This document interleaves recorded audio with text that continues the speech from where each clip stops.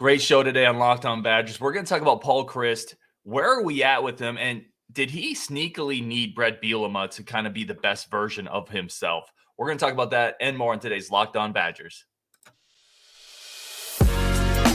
You are Locked On Badgers, your daily podcast on the Wisconsin Badgers. Part of the Locked On Podcast Network, your team every day. Hey, what's going on, everybody? Ryan Herrings, your host of Locked On Badgers. Thank you for making this one of your first listens every day. Really appreciate it as we continue to just build the community. And we're going to jump right into it. We're going to bring Scott Pate on the show. And he's a guy. So, Scott, you and I were interacting in comments, talking about it offline. And I was like, I got to get this guy on the show because I think you have a really good perspective on it. So thank you for jumping on, man. Yeah, appreciate it. Thanks for having me on. Yeah, and one of the things we want to talk about was Paul Chyrst. And we're going to talk a little bit about Bielema, Paul Chyrst in general, where we're at. I want to start here. Where are you at on Paul Chyrst? Yeah, I mean, it's been a journey. I started off really excited about it after all of the turmoil through the last bit of Brett's tenure there and then into the Gary Anderson years. I was happy to get PC back. And a lot of patience those first couple years because they weren't necessarily his guys. And, the defense was kind of carrying the team. But, we beat SC in that Holiday Bowl, and that felt good. And then the 13-1 season, I mean, I thought like a lot of fans, we were going to take that next step. Like, the college football playoff was going to be the next step. And then it kind of just feels like a lot of it's fallen apart. Like sometimes I don't really recognize the offense anymore. It feels like we're operating out of a phone booth oftentimes. When I went back and looked at the stats with our passing yards per game have dropped drastically, 3 out of the last 4 years. A lot of the motion, pre-snap motion has disappeared from the offense. It's become so predictable. A few years ago, we would have, even in Crookshanks last year, where we would have a lot of that jet sweep motion. Mm-hmm. We would have tight ends rotating around pre-snap, a lot of deception. Even in that Western Michigan, the Cotton Bowl, when like little wrinkles that PC would implement where all of a sudden it's like, we're going to run 5 or 6 fullback counter traps in this game, Right. And it was just those little wrinkles that he seemed to game plan that caught other teams off guard. And those things have seemingly disappeared. And I don't know if a lot of it, and maybe this will kind of segue into the next part of our conversation, but a lot of that was, Rudolph taking over too many parts of the offense or not doing well enough on what he was in charge of, or Chryst wearing too many hats. I don't know. But as of right now, I'm not very happy about it. And I was ready, for like the Armageddon after that Minnesota game where we just lost our minds there, at that punt thing, like timeout, what's happening. So That was probably the low point for me. Like that should never happen. That shouldn't happen in a JV game. Right. That was just an atrocious mismanagement of in-game situations. And that's not the first one we've seen where Chryst hasn't been able to properly manage a game. So let me go here. You said you're kind of the trend hasn't been great. You're not really sure where you're at. If Paul Chryst is just the head coach and Bobby Ingram is now the OC and Bob Bosted's now running the offensive line, is Paul Chryst just the head coach good for you? I think we'll find that out this year. And I think for me, this year is the make or break year. It's kind of infuriating because he was brought in as we've all heard it, the quarterback guru and all of this, which seems laughable at this point. He was brought in for his offensive prowess, and taking all of that away from him.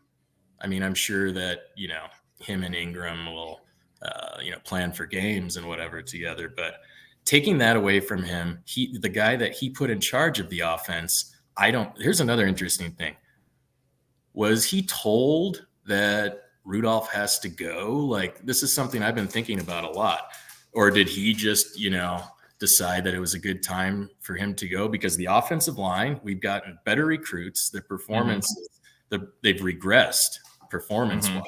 We've been putting less guys into the pros over the last few years. Obviously, Bostad coming back is a great sign, but I don't know. I think we're going to see this year. I'm not thrilled about it just because of the fact he was brought in for the offensive side of the ball. It hasn't gone well the last couple of years. I hope we're successful. I hope that he can just be a Barry Alvarez, kind of CEO type. But him and Barry are a lot different too. Like Barry brought bravado. He brought that machismo. Yeah. And Barry is machismo. Like that is the dude. And for better or worse, that's not Paul. And you don't got to be that to be successful, but Paul doesn't have that in his bag. No. And so I think he was, in my opinion, he ran his most successful offenses at Wisconsin when he had a guy above him who also had that, for better or worse at times, who kind of pushed him to be more aggressive, in my opinion, and think outside the box more. While we still played like Wisconsin football, and we held true to our identity. So I want to get into that next segment because I think that's super interesting. The idea of Chryst needing somebody to kind of push him. I want to go back to this because there's like this raging. I don't want to say raging, but with the Badger diehard fans, if you go to message boards, if you talk to them, there's this group that says, "Listen, we're one of the most consistent football programs in the country, right? Chryst runs a good program. The culture seems good. He was able, at least in a couple of years, to elevate the recruiting. Every season, 7, 8, 9, 10 wins, 2-time Big Ten Coach of the Year, right? All that's true." And then there's this other group where you're kind of in, and I actually lean towards your thoughts on this as well, where it's like, that's all great, but he's an offensive coach, and the defense has been carrying the team, and there's a certain lethargic quality to filling the recruiting department, making staff hires that drives me nuts. But there is an element of how much better could Wisconsin get when we're under Chryst, we're averaging 9 wins a game, or nine wins a season. Yeah, and it's a tough one. It is a tough one. Listen, I love the guy as a guy. Like when I get into online discussions, and some people get very upset, right? Like Coach Dad, that's our boy. Mm-hmm. I love him as a guy. But when you start to look at the way we're trending with recruiting and how Michigan State, which, I mean, there's a direct corollary there that is hard. It's impossible to ignore at this point.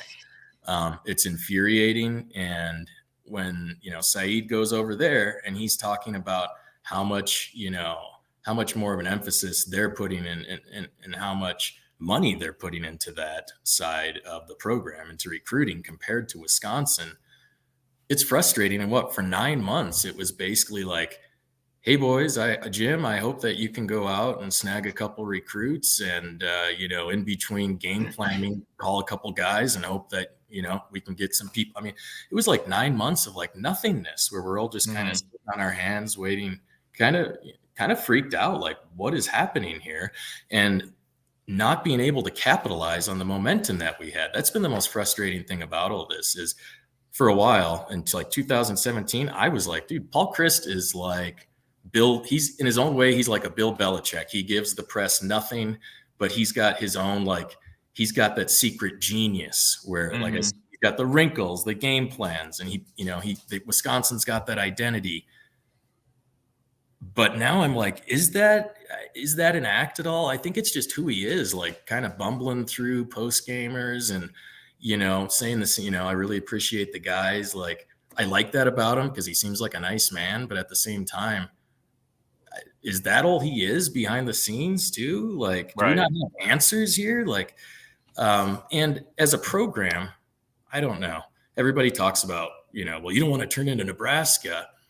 And it's like, well, to me, that's kind of a loser's mentality too. Like, what if we were not, what if we weren't as good? Well, there's always risk involved, but you can't operate out of fear. Right. You have to operate out of, anybody who's been to Madison knows it's an unbelievably beautiful city. I was just there recently on a family vacation. It's a great place to live. Wisconsin has a lot of great history there. They can get good coaches, in my opinion. They've got an unbelievable candidate on the staff already, who's waiting. And I know that he's got connections from the NFL where he could probably bring in a lot of guys like Matt LaFleur's age to coach the offense. And now you're dreaming. Now you're dreaming on it. But these are the types of things like Leonard obviously is a guy who wants to stay at Wisconsin. He could have left if he wanted to many times already. He stayed there. So don't be afraid of another head coach leaving. And this is a kind of a dreaming situation. But if Leonard got that head coaching spot, he's not going anywhere as a DC already. Why would he leave as a head coach? Right. So this is the year, in my opinion, that it has to look different. Our offense has to look better. I don't think they have to reinvent the wheel necessarily, but we have to look more multidimensional. We can't be so stagnant. We have to go back to the pre-snap motion. We have to have more options. I think Bostad going to the offensive line will help Mertz. It should. God only knows he needs as much help as he can get, it's hard to, we go down these rabbit holes. I mean, every weekend during the game, I'm a basket case, because it's like, this is the only team I root for. There's no second or third favorite teams. And like a lot of the listeners or viewers here, like, this is our team. We want them to be good. We want to support Paul Chyrst, but we have to see better on the offense. It's just been terrible. Yeah, 100% agree. We've turned into like a Tecmo Bowl where it's like we've got 4 plays and we've got the Bo Jackson play with a great running back who we hope can just take it house. You just dated yourself dramatically. There's a portion of people listening to this that have no idea what that means. I do, but there's a portion there like Tecmo Bowl, right? If you pick the same play as the defense, they just run through your offensive line and destroy you. Roll you. Yep. Yeah. No, but I agree. Like, the offense has lost any type of ingenuity. It feels like we're just hammering against an anvil with a giant mallet, and hopefully eventually the anvil breaks. I want to continue this because I love this conversation, and we're gonna talk about maybe Paul Chryst needs a little Brett Bielema in his life. We're gonna get into that next. But first, today's show is brought to you by BetOnline. BetOnline remains your number one source for all your sports betting needs and information. Website's really easy to use. There's a reason we use that Locked On. Great place for futures. When we come back, actually, I'll ping Scott and see what he thinks about Wisconsin's over under 8.5. Y'all know I've been over. I was over last year, so I'm kind of a homer on that anyway. But also baseball pennant race is heating up, basketball off season. If you want to land a bet on where Kevin Durant's going, who's going to win the AFC, the NFC championship, BetOnline has all those futures in one place, plus live Vegas games, roulette, blackjack. Excellent website to do all your sports online betting needs, wagering information, and sports newsletters. Where's the next coach going? Who's the next quarterback on the come up? So awesome website. We use that Locked On. Head to the website today. Use your mobile device. Learn more about the trends in action. BetOnline, where the game starts. I also want to thank everyone again for making Locked On just one of your first listens every day. I really, really do appreciate it. Anyone who chooses to spend any time listening to this, I'm humbled by it. It's amazing. And we're going to continue to bring great guests with unique perspective on the show, which I think we did today. So with that, we're going to bring Scott back on. Scott, really quick, before we continue this, I teased it in the ad read. Wisconsin's over-under is 8.5 this year. I'm on the over. I think they're going to win like essentially 9. So I think it's a good line. Do you have a quick read on that one? Yeah, I think it's going to be 7-10 somewhere. Obviously, I hope it's 10. That 8.5 is like the toughest over under with this team, knowing, I'm going to say over. I'm going to say we win 9 games. And that's right. But that's a great line, right? Because you can easily see them in that 7 to 10 range. 11, I think, is unrealistic. I think 7-6 is kind of unrealistic, but 8, 9, 10. Yeah.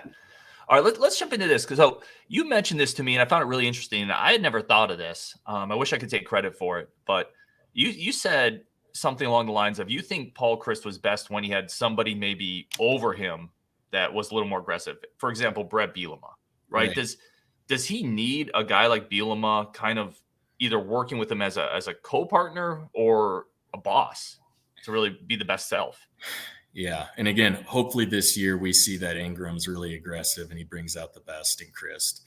But when you look at the numbers, especially for passing yards per game, and we look at his 7 years, 2005 through 2011 PC, we've got 5 years of over 200 yards passing per game. Okay. Now, since he's been back, we've got 2 years of 200 passing yards per game. And, obviously you've got different personnel, et cetera, but a lot of those quarterbacks we had, 15 years ago were very similar to that. We've had like the same quarterback sans like Russell Wilson and like a year and a half of Scott Tolzien was like the maximized version of a Wisconsin quarterback. Agree. Agree. And if you throw that one Russell Wilson year out, just one, you still have the entirety of the rest of the sample size, which is Tolzien, and all these Kurt Phillip, Bart Houston, Joel Stave. Yeah. And so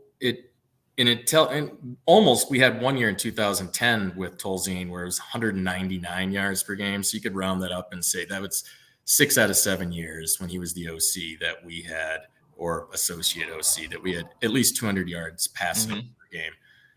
You just see right there. I mean, the numbers say it themselves. More aggressive. They went down the field more.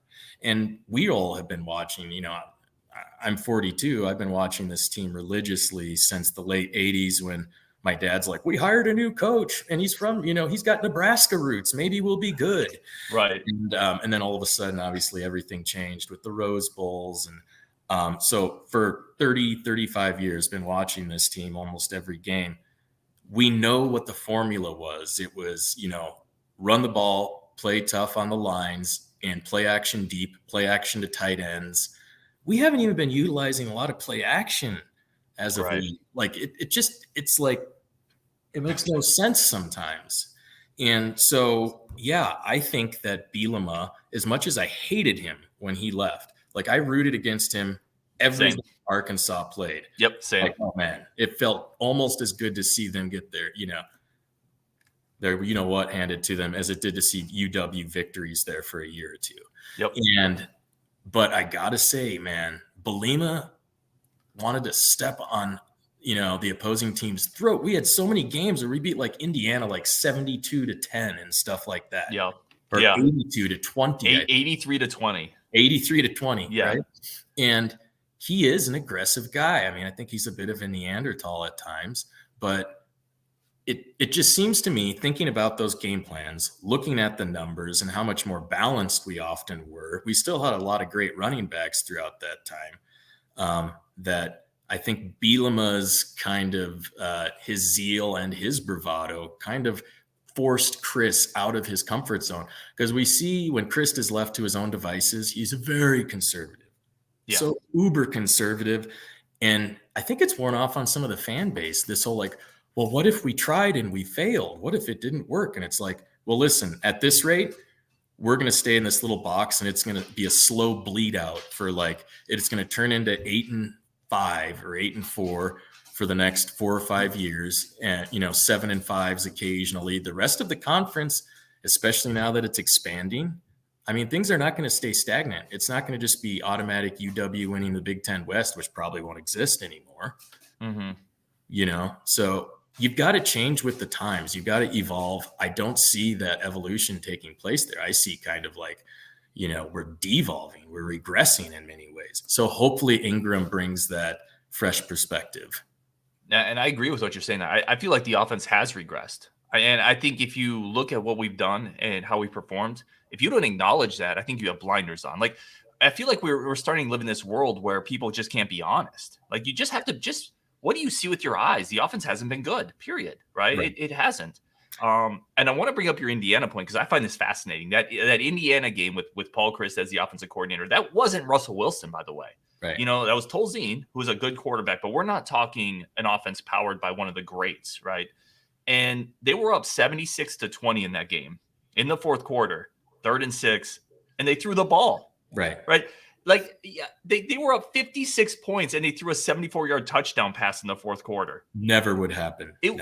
They wouldn't throw the ball up 10 points in the fourth quarter with this version of Paul Chyrst. And then I went back and you almost have to, it's like a different person throwing the ball up 50 points in the fourth quarter, right? And I think there are a lot of that. Bielema, I wasn't a huge Bielema guy, even when he was at Wisconsin.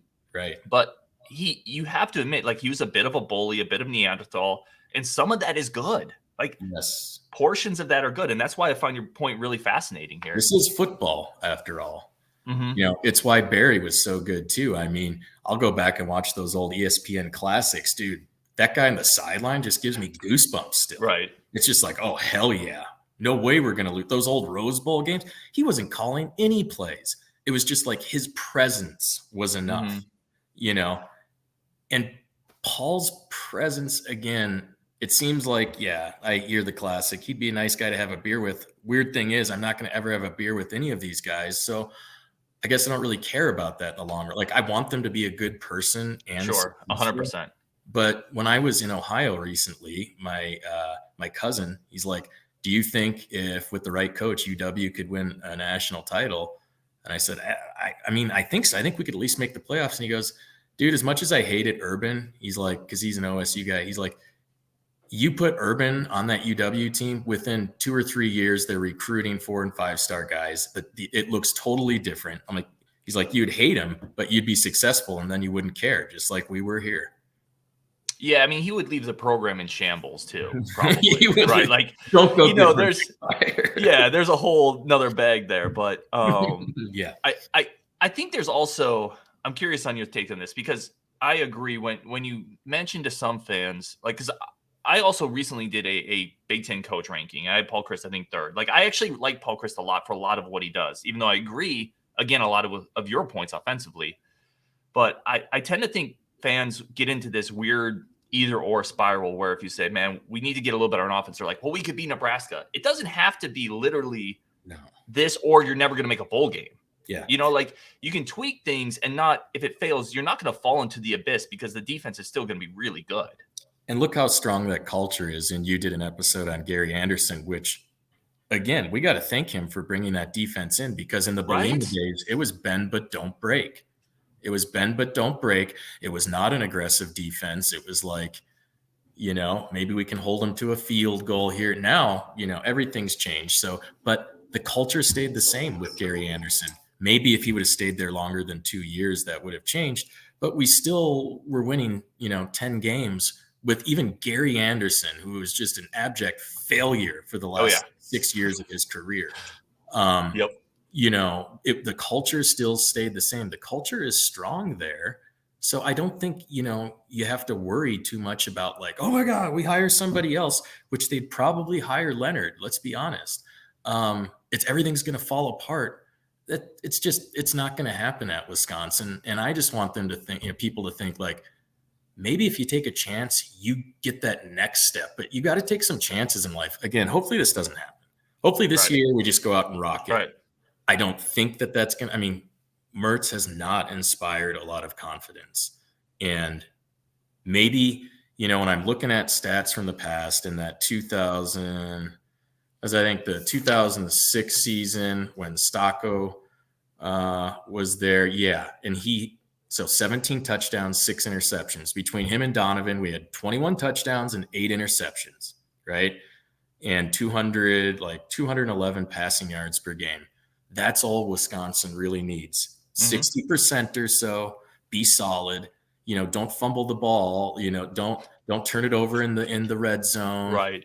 I'll never forget that you remember Jack Cohn's first season? It was like, oh my God, like that game against Northwestern when he That's the first one I think of. It was like horrible. 3 times in one play or whatever. It was just like, and that kind of, for me, is when this whole like a de-evolution started. Like in that game, like Cohn came back the next year and looked really solid. But that was the first year where it was like, what is happening? Because with the rest of the year, we played just handing it off to Taylor, hoping he would take it house, hoping we didn't make mistakes, throwing the ball 14 times, So hopefully Ingram has a really positive impact on the team. It hasn't translated to recruiting yet. You talked about this on a previous episode. He probably has to make some connections.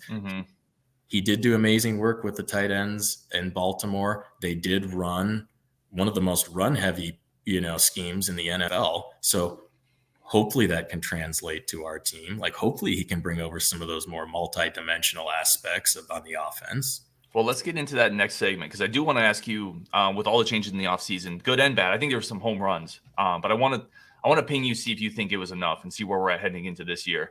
But first, today's show is brought to you by the following sponsors. All right, we're bringing Scott back into the show. Again, Scott Pate. Really appreciate the time, man. This has been a great conversation. I want to finish with this. So a ton of offseason moves, especially on the offensive side, right? Bobby Ingram, Al Johnson, Bob Bosted comes over. We got, I think, a little clarity, not not fully on who's going to be kind of calling plays, but it sounds like it's going to be mostly Ingram. I hope so. Question mark. You never really know with Paul. Yeah. But are you good with the offseason? Like, was that enough? So far, take the recruiting out, which I do think that, I'm excited about Nate White. I think he looks like a playmaker. Disappointed with recruiting in general, but on paper, I think so. Besides obviously what, some people hate me for, which is I would have just made Leonard the head coach. Right. I think it's going to be enough. Again, the season will be the ultimate judge of that, what happens out there. I just hope that Chryst allows Ingram to run the offense, because we know what it's going to look like if it's Chryst, and it's ugly at this point. It's ugly. I feel great about Bostad. How can you not? That offensive line is going to look completely different. Mm-hmm. And, the interviews we've seen with him in the offseason, he's just a different guy. I mean, he's an unbelievable football coach. Look at the positions he's coached and just put countless guys in the NFL. The fact that very few people out of Wisconsin even know who Bostad is mind-boggling to me. All of the NFL players that he's produced at the positions mm-hmm. he's coached. So you got to feel good. We've got so much talent on that line. I think it's going to help the running game and the passing game. And again, hopefully Ingram can just make us more multidimensional. On paper, yes, I'm happy with the changes that have been made.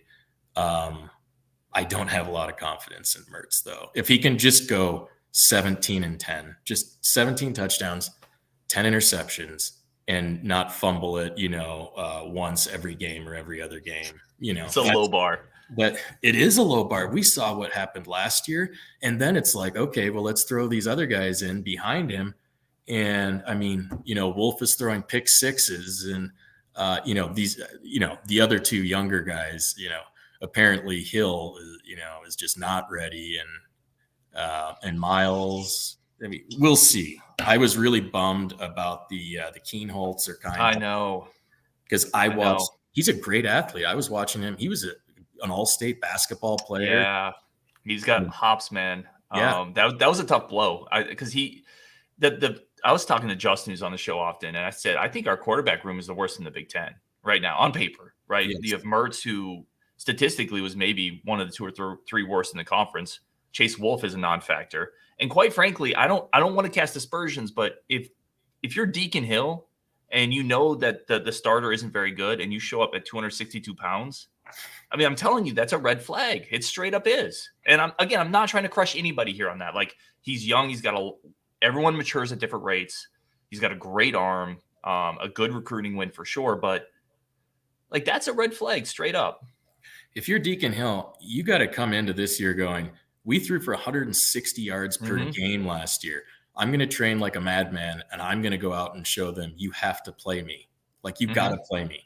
Whether it's 100%. Even just, getting a few, like in the early games, getting a couple series in when we're up by 30 points or whatever, like, you've got to play me. And that hasn't happened, apparently. I mean, it's concerning. Yeah. No, final thoughts on this, because I've often thought, and I came to this recently again, I'm going to preface this by saying I am a Paul Chryst guy for the most part. Like, I'm higher on Paul than you are, which is totally cool. I love the discourse. Like, that's what we're here for, like different ideas and throw it against each other. But I also think there's a hubris factor with Paul that I hope he solved. And I think the hubris came with, I can do everything. I can be the quarterback coach, the offensive coordinator, the play caller, the head coach. I don't need a recruiting department. I think that was a hubris move, right? Yeah. Like, oh, Saeed's going to try to show me up, say all these things. I can do it without that. And that's really all of my Chryst frustrations have mostly boiled into this thing where I think he's had a bit of an ego hubris problem that nobody talks about, because Paul is such a good dude in general. Right. But I do think that's been an issue. And from my perspective, I don't know if you would agree or disagree with that, but I hope that's solved. I hope we've seen steps in solving that. No, I totally agree. And listen, I'll be the first one to say, I hope that you can get me back on in a year and be like, well, bro, they went 12-1. What do you have to say now? And I'll be like, go PC. He's our man. Like, that's what I want to happen. And all of this to work and be like, maybe he is just a CEO and it's going to work great. And, his ho-hum, every man's attitude is going to be what we need. And since we all love him anyways as a guy, like, I hope that's what happens. I hope that you're right. And I just think that this season is just so crucial to, what happens in the future at Wisconsin. And on the field, off the field, the players that we're able to bring in, the coaches we're able to keep, if Ingram's successful, I'm already worried about how long is he going to stay if he's successful. Dean will be gone in another year. But hopefully we have that problem. Hopefully we, are able to even worry about that. We're not going 3 games into the season like Chryst is like, I'm taking over play calling duties. Oh my gosh, can you imagine? People's heads would explode. That would be the absolute worst. Yeah. Listen, if that happens, you're coming on the show immediately, and we're gonna have a therapy session. We're gonna. No, man, this has been great. I would love to have you back on if you're ever interested, for sure. I really appreciate it, man. A total Badger Wisconsin sports junkie. So, it's nice to have an outlet for us guys. I love it, man. Scott Pate, anywhere on Twitter, do you want anyone to follow you? This is your opportunity. If you do have anything going on social media for people to follow you, certainly throw it out there. If not, no worries on that.